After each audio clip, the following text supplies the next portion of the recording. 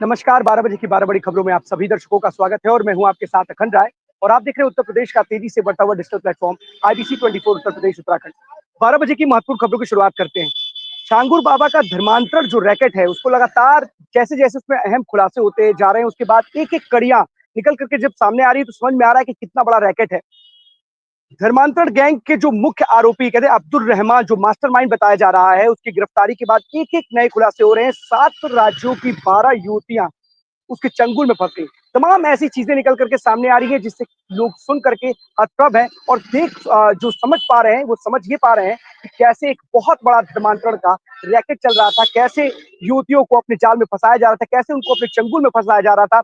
जो लड़कियां जो युवतियां उनके चंगुल में फंसी थी उनके साथ किस तरह की घटनाएं घटती थी, कुछ ऐसी ही चीजें निकल करके सामने आ रही है जिसे सुनने के बाद सारे लोग हैरान हैं, परेशान हैं और कहीं ना कहीं तमाम जो नेटवर्क है, कनेक्शन है, कई किसी आतंकी गुट के साथ या तमाम ऐसी जो साजिशें हैं, उसके साथ जोड़ करके देखा जा रहा है और देखा जा रहा है कि कैसे 7 राज्यों में 12 युवतियां इसके चक्कर में फंस गई, इसके चंगुल में फंस गई। ऐसी-ऐसी कहानियां निकल करके सामने आ रही है, आप बीती सुना रहे हैं, सब समझ में आ रहा है कि ये कितना बड़ा रैकेट था धर्मांतरण का, जो एक पूरी एक साजिश के तहत चलाया जा रहा था। आपको बता दें जो युवतियां जो मिली हैं, वो बता रही हैं कि जबरन पहले उनको लेके जाया जाता था, फिर उनका जबरन निकाह भी कराया जाता था। देहरादून में भी एक ऐसी युवती मिली है जो इस तरीके की बात करती है, उसका भी निकाह कराने की तैयारी चल रही थी। उसे देहरादून से आगरा लेकर के आ रही है और सबसे बड़ी बात है कि लगातार ऐसे लोगों को अपने प्रेम जाल में फंसा करके, चंगुल में फंसा करके, झूठे नाम बता करके, अलग-अलग गलत नाम बता करके लोगों को पहले अपने कॉन्फिडेंस में लिया जाता था। तो उस कॉन्फिडेंस में लेने के बाद उनके साथ इस तरीके से जबरन उनको निकाह करा करके धर्मांतरण कराया जाता था। तमाम ऐसे युवक-युवती और ऐसे ही कुछ युवतियों को अब पुलिस जो है वो सरकारी गवाह बनाएगी और काला चिट्ठा लगातार खुलती चली जाएगी। तमाम ऐसे आरोपियों की सरगर्मी से तलाश है और लेकिन करीब बताया जा रहा है कि 14 आरोपियों को पुलिस गिरफ्तार किया गया है।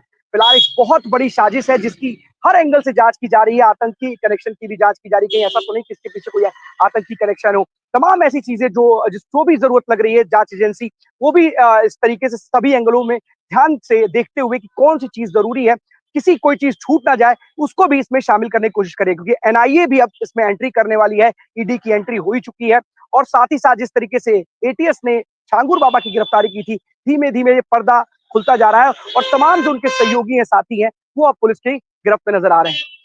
एक और आपको खबर बताते हैं, कल सीएम योगी ने सांसद रवि किशन के मजे लिए, पहले वो तस्वीर आपको दिखाते हैं फिर उसके बाद आपको बताते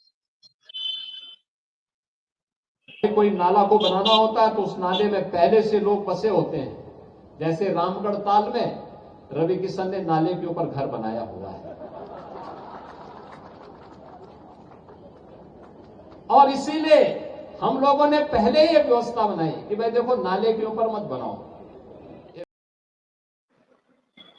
मुख्यमंत्री सांसद रवि किशन के ऊपर बोल रहे थे और बता रहे थे कि सांसद जी ने नाले के ऊपर घर बनाया हुआ है, खिंचाई कर रहे थे। लेकिन अब इस खिंचाई के बाद सबसे बड़ी दिक्कत है कि अब जो खिंचाई कर रहे थे एक मंच से, कहीं मजे लेने के लिए कर रहे थे सीएम योगी, लेकिन अब विपक्ष ने कई सवाल खड़े करने शुरू कर दिए हैं और लोग ये सवाल सोशल मीडिया पर पूछ रहे हैं कि अगर सांसद रवि किशन ने नाले के ऊपर घर बनाया है तो क्या उनका भी जमींदोज किया जाएगा, उनके घर पे भी बुलडोजर चलेगा।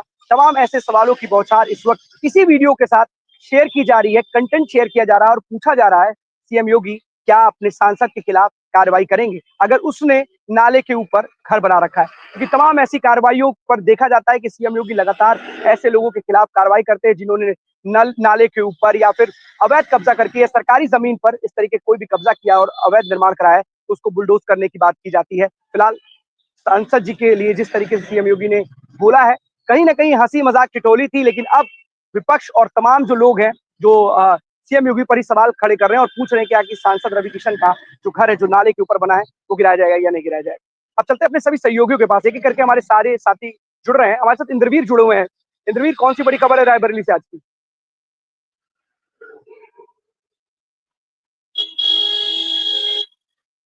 इंद्रवीर,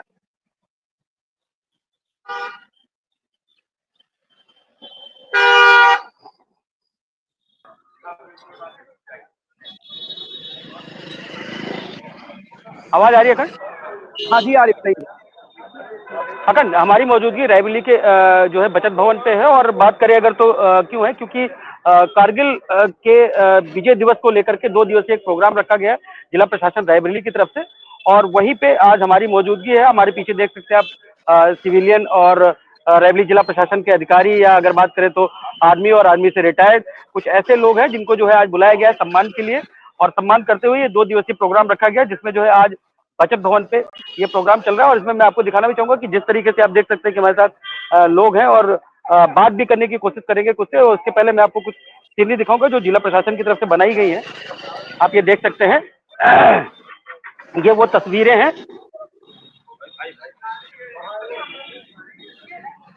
है ना, ये सीनरी बनाई गई है। और ये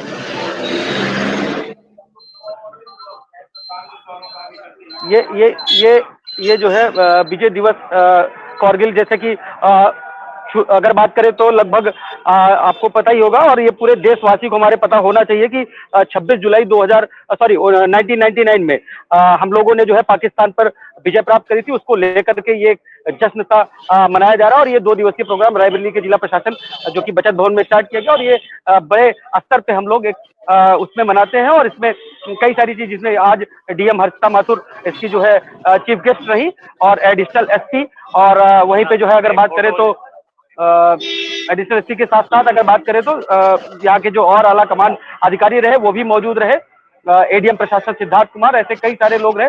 और हम बात भी करने की कोशिश करेंगे कुछ यहाँ के जो आर्मी पर्सन है उनसे भी बात करेंगे, और जानना चाहेंगे कि वीडियो किसी की नहीं बनानी है, किसी नहीं लेना। अच्छा, बात नहीं कर पाएंगे, वीडियो बना सकते हैं। यूनिफॉर्म पहन रखी। अच्छा, क्योंकि बाइट के लिए जो है अलाउ नहीं है, जो वर्दी में है तो उनका कमांडेंट ऑफिसर होता है, इसलिए जो है उन्होंने बोला कि ऐसा नहीं कर सकते। लेकिन आप ये चारों तरफ देख सकते हैं,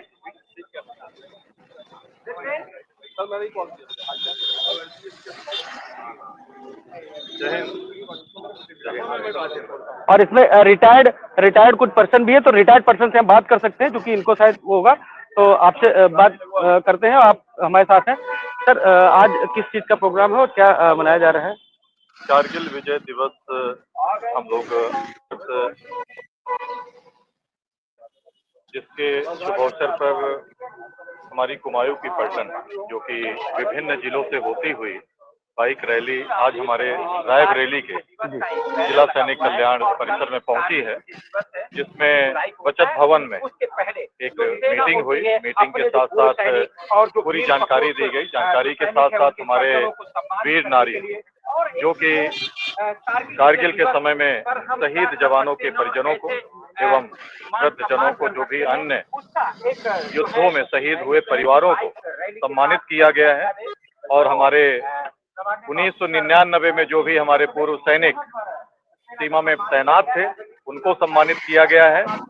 और उसके साथ साथ हमारे रायबरेली के लगभग पूर्व सैनिक यहाँ आए हुए हैं, जिनकी उपस्थिति में आज ये कार्यक्रम संपन्न हुआ। ठीक है, अखंड देखा आपने, जैसे कि मतलब रिटायर्ड पर्सन है, आपका नाम नरेंद्र सिंह है, और ऐसे तमाम रिटायर्ड पर्सन और जो आर्मी में है, एनसीसी के बच्चों को बुला करके 99 में क्या हुआ था उनको भी ये चीज पढ़ाया गया। और बच्चे इतने समझदार हैं कि उनको आज के जमाने में बताएंगे, लेकिन फिर भी अवेयर किया जा रहा है। और ऐसे एक प्रोग्राम को प्रोत्साहन सरकार की तरफ से दिया जा रहा है, जो कि आज उसका बात करें तो डीएम जैसे कि इसकी जो है चीफ गेस्ट रही, और उन्होंने इस प्रोग्राम को किया। और ये प्रोग्राम कल, क्योंकि 26 जुलाई कल है, तो कल 26 जुलाई 1999 को ये प्रोग्राम रखा गया है। और इस प्रोग्राम के तहत आने वाले समय में एक बढ़ चढ़ के हिस्सा आगे भी लिया गया और अभी और भी लिया जाएगा। जी कर बिल्कुल इंद्रवीर, एक बहुत बड़ा पूरे भारत के लिए, क्योंकि जिस तरीके से पाकिस्तान पर विजय प्राप्त की थी, नापाक जो इरादे थे पाकिस्तान के,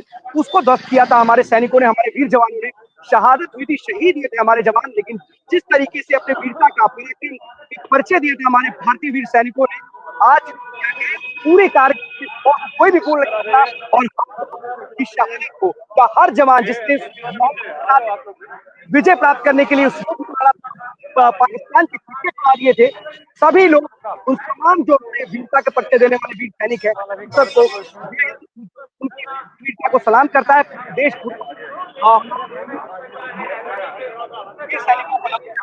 जिस तरीके से उन्होंने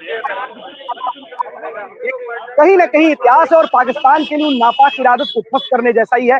पाकिस्तान ने एक ऐसी नापाक हरकत करने की कोशिश की थी जिसे भारत के वीर सैनिकों ने, जाबाज सैनिकों ने उनके इरादों को ध्वस्त करके बता दिया था कि भारत के जो वीर जवान है, वो तो वीर सपूत है, अपनी जान की फांसी लगा देंगे लेकिन भारत की 1 इंच भी आपके पास आने नहीं देंगे। बहुत बहुत धन्यवाद आपके तमाम जानकारी के लिए। ज्ञानेंद्र हमारे साथ जुड़े हैं प्रतापगढ़ से। ज्ञानेंद्र, कौन सी बड़ी खबर है?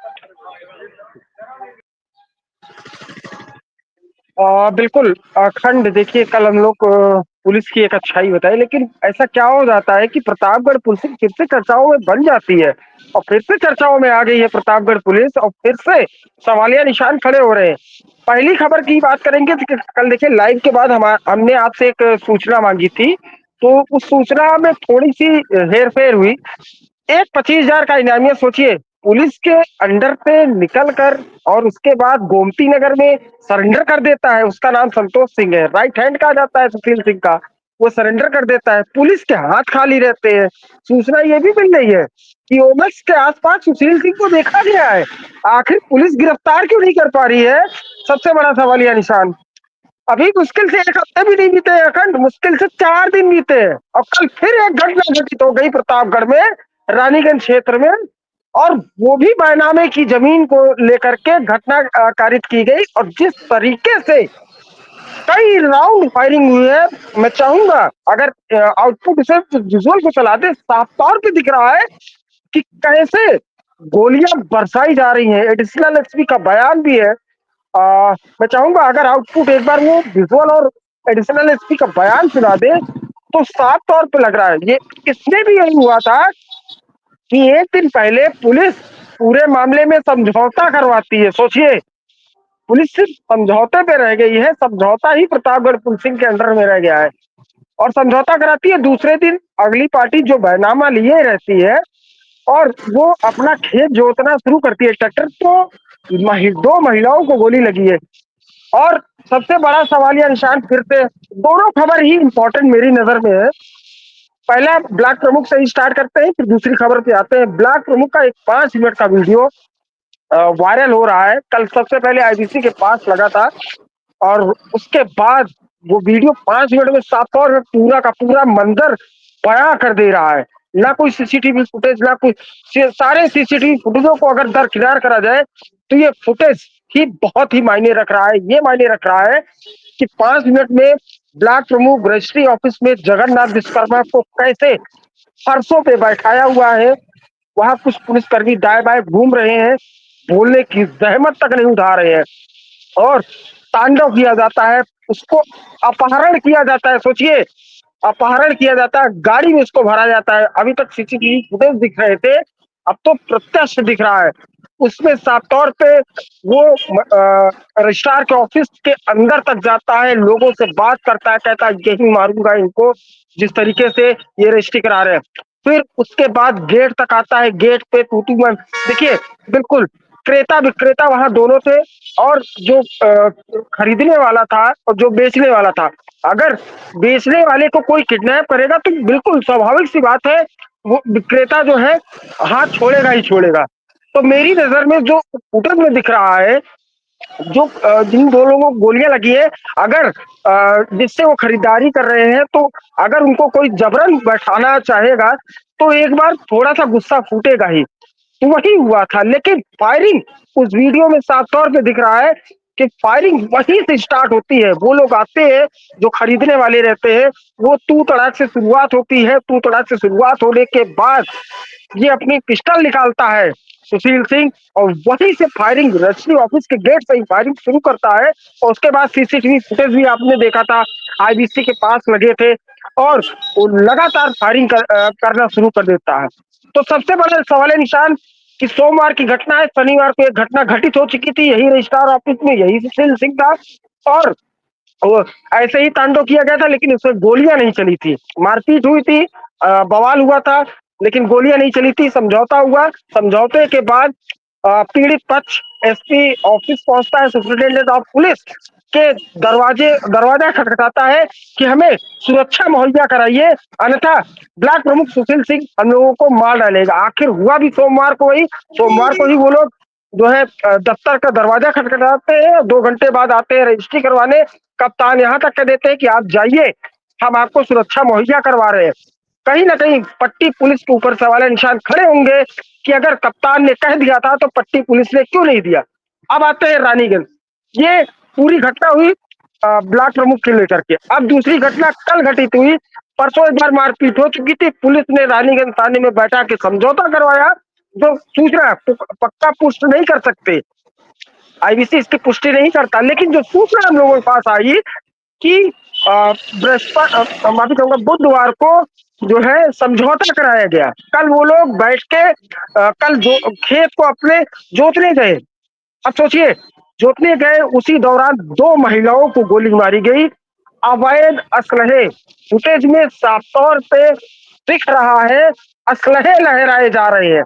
किस तरीके से असलहे लहराए जा रहे हैं, इसमें भी काफी तांडव किया गया। 1 घंटा, जो मेरी सूचना है, 1 घंटे तक मारपीट की गई है। वो जो अगली पार्टी थी, पूरी की पूरी तैयारियों के साथ आई थी। ऐसा लग रहा था कि उनको समझौते पे कोई वो यकीन नहीं था। उन्होंने ये ठान के रखा था कि हम जमीन को, खेत को जोतने नहीं देंगे। आते हैं, तकरीबन जो वहां के लोग बता रहे हैं, जो वहां के लोकल पत्रकार बता रहे हैं, तकरीबन 30 राउंड गोलियां चली हैं। सोचिए क्या मंजर ये रहा तो होगा वहां का। ज्ञानेंद्र, समझौता कराने के लिए, समझौता अगर हुआ है, उसके बावजूद इस तरीके का अगर पूरा का पूरा घटनाक्रम अगर हो गया है, तो क्या जो लोग थे, क्या उनको पुलिस ने गिरफ्तार किया है? उनके ऊपर कोई कार्रवाई की है? क्योंकि जैसा कि आप बताए भी कि राजधानी लखनऊ में उनके साथी संतोष सिंह ने सरेंडर किया, ओमैक्स के पास वो देख रहे थे, लेकिन पुलिस उनको पकड़ नहीं पाई। तो क्या यहाँ माना जाए कि पुलिस की लापरवाही है और पट्टी के जो जिम्मेदार जो लोग हैं, जो जिम्मेदार पुलिस वाले हैं, उनकी बहुत बड़ी लापरवाही, जिसकी वजह से इस तरह की घटनाएं आम हो चुकी हैं प्रतापगढ़ में? क्या ये कह सकते हैं क्या गुंडाराज है? बिल्कुल कहना गलत नहीं होगा। अगर इस तरीके से वहां पर एक अंधाधुंध फायरिंग अगर हो रही है और एक के बाद एक हो रही है कुछ दिनों के अंतराल पर ही, पुलिस कार्रवाई भी करती है, तो लेकिन ये कौन सी कार्रवाई है? 25,000 रुपए का कौन सा ऐसा इनाम है, या दूसरे लोगों के ऊपर इतने मन बड़े हो चुके हैं वो लोग कि वो भी अंधाधुंध फायरिंग कर रहे हैं? अपराधी रहते हैं क्या प्रतापगढ़ में? या पुलिस का कोई मतलब, वहां पर पुलिस का कोई मतलब रोल ही नहीं है, या अपराधियों के मन में कोई डर ही नहीं है? पूरे उत्तर प्रदेश में तो एक कहावत कही गई है कि यूपी पुलिस से अच्छे से बड़े अपराधी कांप रहे हैं। तो क्या प्रतापगढ़ में क्या बहुत बड़े माफिया रहते हैं क्या, अंडरवर्ल्ड डॉन रहते हैं क्या, कि उनको डर ही नहीं है वहां पर, कि उनके लिए पुलिस का मतलब कुछ है ही नहीं? बिल्कुल अखंड, देखिए आपने कहा ना कि गुंडे रहते हैं, कि प्रतापगढ़ में पहले कहा जाता था, एक टैगलाइन चलती थी 2012-13 के आसपास, गुंडा का गुंडा। वो रघुराज प्रताप सिंह राजा भैया के ऊपर होता था, आपको अच्छी तरीके से याद होगा। लेकिन मैं अगर अपना फेसबुक खोल दूं, व्हाट्सएप खोल दूं, इंस्टा खोल दूं, ट्विटर हैंडल खोल दूं, मैं कुछ भी खोल दूं, प्रतापगढ़ में गुंडों का राज। प्रतापगढ़ में हर एक तरफ गुंडे, भाजपा के गुंडे इस तरीके से लगातार चल रहे हैं। पहली बात। दूसरी बात, सुशील सिंह को ये बताया जा रहा है, सूत्रों की माने, और जो लोग बता रहे हैं, पुलिस के सूत्र भी बता रहे हैं कि वो लखनऊ में टिका है। और ये भी हो सकता है, कोई बहुत बड़ी चीज नहीं है कि ब्लॉक प्रमुख कभी भी सरेंडर लखनऊ में कर सकता है। सेटिंग पूरी बना रहा है। हो सकता है एसटीएफ को सरेंडर दे सकता है। हो सकता है कि कहीं ना कहीं किसी कोई छोटी सी घटना, जैसे कि देखा गया था पट्टी में ही, आशु देवरा का समाजवादी पार्टी के एक नेता है सभापति यादव, 53 मुकदमे हैं उनके पास। तो सोचिए, वो कलकत्ता में एक टिकट न लेने के कारण एक स्टेशन पे आरपीएफ उसे पकड़ती है, फिर उसके बाद वहां से प्रतापगढ़ से पुलिस आती है, उसे लेकर आती है। तो ऐसे भी ऐसा यही माना जा रहा है, ये पूरे पत्रकारों में चर्चाएं हैं, पूरे चौराहों पे चर्चाएं हैं। जैसे सभापति यादव ने सरेंडर किया था, वैसे ही सुशील सिंह भी सरेंडर करेगा। कहीं हो सकता है जैसे संतोष ने लखनऊ भी किया है, हो सकता है कि ये दिल्ली या हरियाणा या पंजाब या कहीं भी सरेंडर कर सकता है। दिक्कत ये है ना कि अगर सुशील, सरेंडर ही करना है तो यूपी पुलिस का क्या सूत्र इतने कमजोर हैं? बड़े से बड़े अपराधियों को, फरार हुए अपराधियों को भी पुलिस को करके ले आती है अगर वो चाहती है तो। पुलिस से कोई बच नहीं सकता, ये हम सब लोग जानते हैं। और पुलिस चाहेगी तो छोटे से छोटे चोर या बड़े से बड़े माफिया को मिट्टी में मिलाने का काम कर सकती है। लेकिन अगर अपराधियों में भी कोई वर्गीकरण होगा, अपराधियों में भी किसी तरीके की कोई छूट मिलेगी, विशेष छूट किसी को मिलेगी, कहीं ना कहीं इस तरीके की चीजें घटती हुई नजर आएंगी। फिलहाल बिल्कुल बहुत कम समय में ज्ञानेंद्र, खबर बहुत बड़ी और अच्छी खबर है। खबर इसलिए है क्योंकि आपने जो सच्चाई के साथ बताया है। बहुत कम लोग ये हिम्मत जुटा पाते हैं कि खबर को पता है कि क्या सच्चाई है, ग्राउंड रिपोर्टिंग क्या है, इसी को कहते हैं। और ज्ञानेंद्र ने ग्राउंड रिपोर्टिंग बताई और एक एक चीज अक्षरशः सही भी है। और यही कारण है कि हम लोग ये चाहते हैं, अपराधियों के बीच में अपराधी नेता नहीं होता और नेता अपराधी नहीं होता। अगर ये कहें तो गलत नहीं होगा, लोग अपराधी हैं। अगर ब्लॉक प्रमुख होने के बाद आपके मन में किसी तरीके कोई भय नहीं है, अगर पुलिस का भय नहीं है, अगर और अगर पुलिस उस भय को व्याप्त नहीं करा पा रही है आपके अंदर, तो अपने आप में प्रतापगढ़ पुलिस की एक बहुत बड़ी नाकामी है। क्योंकि प्रतापगढ़ पुलिस को ऐसा भय जरूर व्याप्त करना चाहिए कि इस तरीके का गुंडा कहना गलत नहीं होगा, अगर खुलेआम गुंडाई कर रहा है, उसके खिलाफ कोई कार्रवाई नहीं हो रही, तो अपने आप में बहुत बड़ा सवाल है। बताइए ज्ञानी, जल्दी बिल्कुल। जल्दी। ये आखिर लास्ट में एक बात कह के मैं अपनी बात को खत्म करूंगा कि देखिए, पूरे मामले में, पट्टी के मामले में देखा गया कि अगले पक्ष से मुकदमा नहीं लिखा गया, तो पुलिस ने मुकदमा दर्ज कराया। फिलहाल रानीगंज वाले मामले में भी देखिए, 24 घंटे के अंदर उधर भी 25,000 का इनामिया घोषित कर दिया गया थे। सारे के सारे लोग, 6 के 6 वो लोग। अब रानीगंज में जो कल घटना घटित हुई है, 2 महिलाओं को गोली मारी गई है, पुलिस इसमें कौन सा एक्शन लेती है? अभी तक घटना घटित हो चुकी है, लेकिन अपराधी अभी तक, जो हमारी जानकारी है कि अभी तक अपराधियों को पकड़ा नहीं गया है। तो अब इसमें क्या एक्शन लेगी? सबसे बड़ा सवालिया निशान खड़ा होगा। पुलिस ने अभी तक केवल निर्दोष, जो अभी तक जानकारी है, निर्दोषों को पकड़ के ही बैठाया गया है।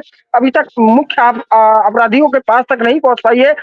देखने वाली बात ये भी होगी कि असलहा का गढ़ बन चुका है क्या प्रतापगढ़, जिसके पास देखिए अवैध रूप से असलहे पाए जा रहे हैं, जो जिसकी मर्जी जो हो रही है वहां गोली चला दे रहा है। असलहों पर कब रोक लगती है? असलहों की फैक्ट्री कहाँ है? और ये असलहे लोगों को कैसे मिल रहे हैं? प्रतापगढ़ पुलिस के लिए ये भी चैलेंजिंग है। और रानीगंज में जो 2 महिलाओं को गोली मारी गई है, असली अपराधी कब पकड़े जाएंगे? और नहीं पकड़े जाते हैं तो उनके ऊपर इनाम कब घोषित किया जाएगा? प्रतापगढ़ पुलिस की ये भी देखना वाली बात रहेगी। ये अखंड। प्रताप पुलिस के कप्तान के लिए सवाल है ज्ञानेंद्र, जो सब आप सवाल उठा रहे हैं, और ये सारे सवालों का जवाब भी उन्हें देना चाहिए कि आखिरकार आपसे बड़े वर्दी में इतनी ताकत होती है कि बड़े से बड़े माफिया को घुटने पर ला सकते हैं। तो क्या प्रतापगढ़ के कुछ छोटे मोटे जो गुंडे हैं, छोटे मोटे इसलिए कह रहे हैं क्योंकि यूपी पुलिस अपने आप में जानी जाती है काम कार्रवाई के लिए, और क्या उन लोगों के लिए इस तरह की कार्रवाई नहीं कर सकती है अपने आप में? तो बड़ा सवाल है। यूपी पुलिस के प्रतापगढ़ के कप्तान को चैलेंज दे रहे हैं ये अपराधी, और अगर ये चैलेंज स्वीकार करते हुए इन अपराधियों के खिलाफ एक कड़ी कार्रवाई करनी चाहिए। कप्तान साहब को दिखाना चाहिए कि यूपी पुलिस के राज में गुंडों का राज नहीं चलता, उत्तर प्रदेश में पुलिस का राज चलता है। और ये सिद्ध करके दिखा दे, अगर उन अपराधियों के खिलाफ एक कड़ी कार्रवाई करते हुए नजर आएंगे, तो कहीं ना कहीं माकूल जवाब उन अपराधियों को मिलेगा। लेकिन फिलहाल अभी तक, जैसा कि आप बता रहे हैं कि शायद वो जो मेन अपराधी हैं, मुख्य अपराधी हैं, वो पुलिस की गिरफ्त से दूर है, तो कब तक वो उनकी गिरफ्त में आते हैं, ये भी एक बड़ा सवाल है। लेकिन जब भी गिरफ्त में आए तो उनको कम से कम याद आए कि पुलिस ने क्या कार्रवाई की थी, एक नजीर बन जाए। बहुत बहुत धन्यवाद आपका तमाम जानकारी के लिए ज्ञानेंद्र। आदर्श हमारे साथ जुड़े हुए हरदोई से। आदर्श, कौन सी बड़ी खबर है? अगर मैं आज हम बताना चाहेंगे हरदोई जनपद में, जहाँ एक जो नगर पालिका स्वच्छता को लेकर हम काम किया गया है, वहीं पर समाजवादी पार्टी के जो नेता हैं, कहीं ना कहीं अब वो भी जो है यहाँ पर आरोप प्रत्यारोप आ गए हैं। और यहाँ पर अगर हम बात करें समाजवादी पार्टी नेता की, अभी एक रामजान गुप्ता जी हैं, जो वो नगर पालिका अध्यक्ष के प्रत्याशी हो चुके हैं। और इन्होंने अभी कल एक वीडियो वायरल इस को लेकर किया था, गंदी को लेकर भी फेसबुक पे लाइव करते हैं। आज हमारे साथ समाजवादी पार्टी के नेता रामजान गुप्ता जी हैं। हम उनसे जानना चाहेंगे कि आखिर वो इस चीज को लेकर वो क्या कहेंगे, क्या बताएंगे। जी, ये अभी जो कल आप लाइव दिखला रहे हैं, उसको लेकर क्या है पूरा मामला?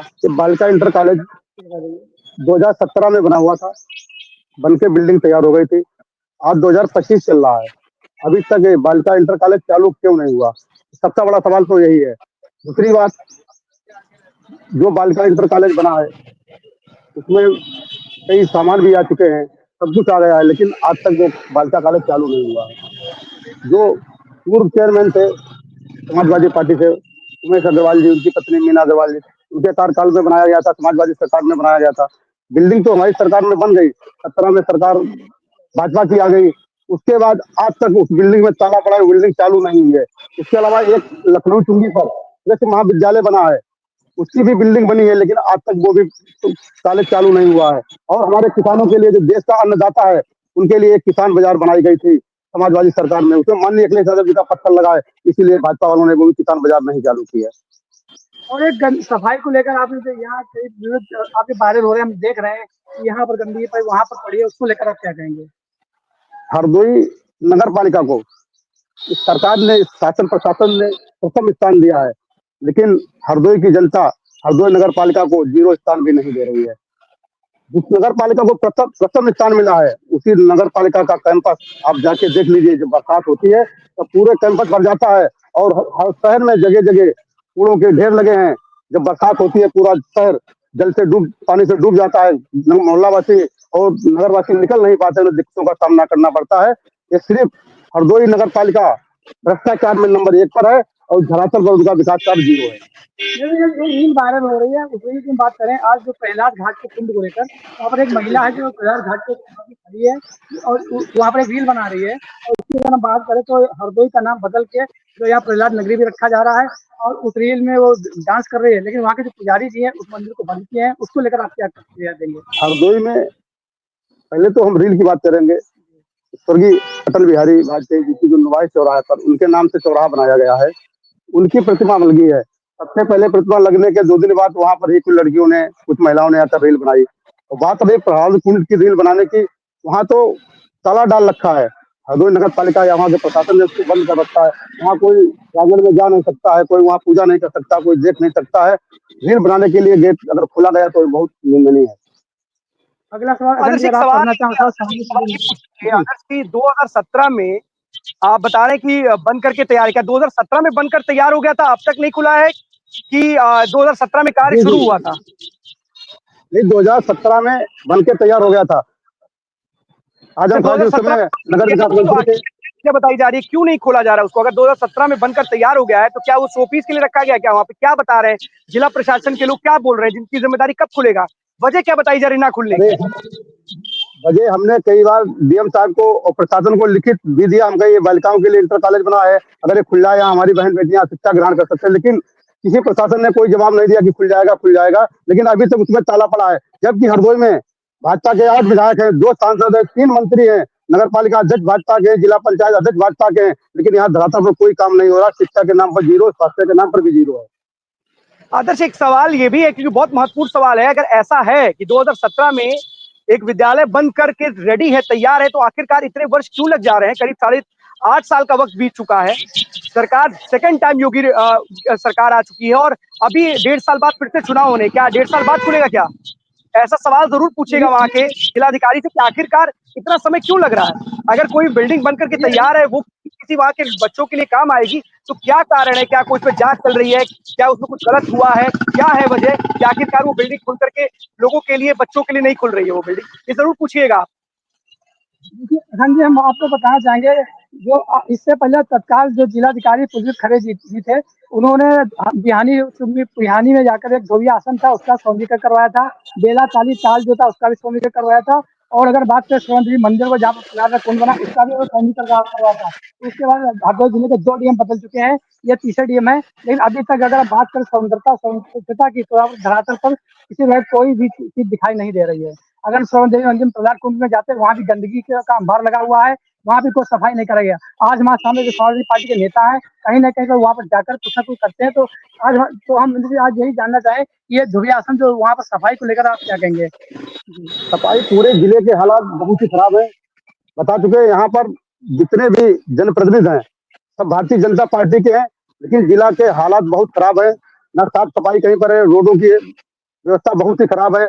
और बात रही सफाई की, आप बात कर रहे हैं, जो हरदोई का डीएम ऑफिस है जहाँ पे जिलाधिकारी महोदय बैठते हैं, जब बरसात होती है तो वहां पर इतना पानी भर जाता है कि लोग निकल नहीं पाते हैं। वही हाल एसपी ऑफिस के सामने का, तो यही हाल है। अगर आरोप आप लगा रहे हैं और समाजवादी पार्टी से ताल्लुक रखते हैं, देखिए दोनों पार्टियां एक दूसरे पर आरोप लगाती है। सवाल ये है कि अगर आप ये कह रहे हैं कि स्वच्छता सफाई है ही नहीं कहीं पर, तो फिर अवार्ड कैसे मिला? रैंकिंग में इतना भारी उछाल कैसे है? तो क्या मतलब ये रैंकिंग या जो अवार्ड या इस तरीके का जो प्रशस्ति पत्र है, जो रैंकिंग दी जा रही है, क्या आपके हिसाब से क्या इस रैंकिंग का कोई मायने मतलब नहीं है? आपके हिसाब से पूरा हरदोई जो जिला है वो पूरा पूरा गंदगी का अंबार लगा हुआ वहां पर? भाजपा की तो पोल कल उनके विधायक मंत्री ने खोल दी है। देखिए, उनके विधायक मंत्री लोग धरना पर बैठ रहे हैं। यही सरकार की असली हकीकत है।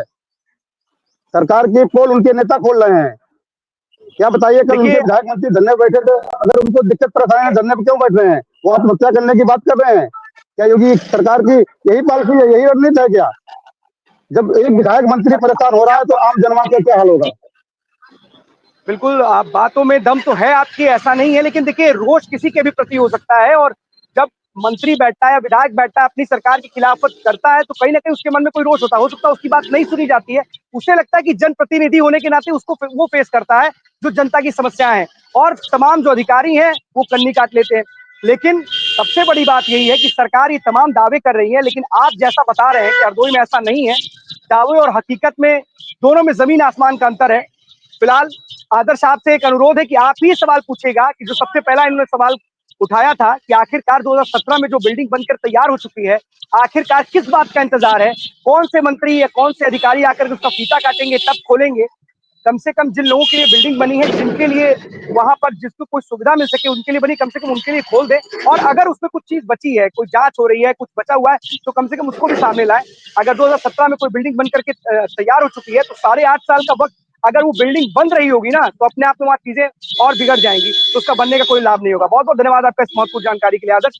लेकिन जिस तरीके से तमाम नेता और जैसा कि समाजवादी पार्टी के नेता वो सवाल खड़े कर रहे थे और पूछ भी रहे थे कि जब अपनी सरकार की खिलाफत जो तमाम मंत्री हैं, विधायक हैं, कार्यकर्ता हैं, नेता हैं, तो ये कैसी सरकार है और कैसे चला रहे हैं? अपने आप एक बड़ा सवाल है कि सही बात है कि अगर विधायक, मंत्री, कार्यकर्ता, नेता अगर सब नाखुश हैं, तो आखिरकार इस नाखुशी के पीछे जिम्मेदार कौन है? कौन तो सरकार को बदनाम करने के लिए, क्योंकि एक शर्मा जो ऊर्जा मंत्री अपनी सरकार पर कल एक कानपुर देहात में एक राज्य मंत्री ने पर बैठी अपनी पूर्व सांसद के साथ और उन्होंने डिप्टी सीएम ब्रजेश पाठक के साथ बातचीत की और तमाम ऐसी बातें तो शायद पूरा देश बातचीत को सुना। लेकिन फिलहाल राजनीति है, राजनीति पर आरोप प्रत्यारोप है कि आगे किसी को कुछ शिकायत जरूर ऐसे भी हमारे साथ जुड़े हुए सुल्तान, ऐसी कौन सी बड़ी खबर है?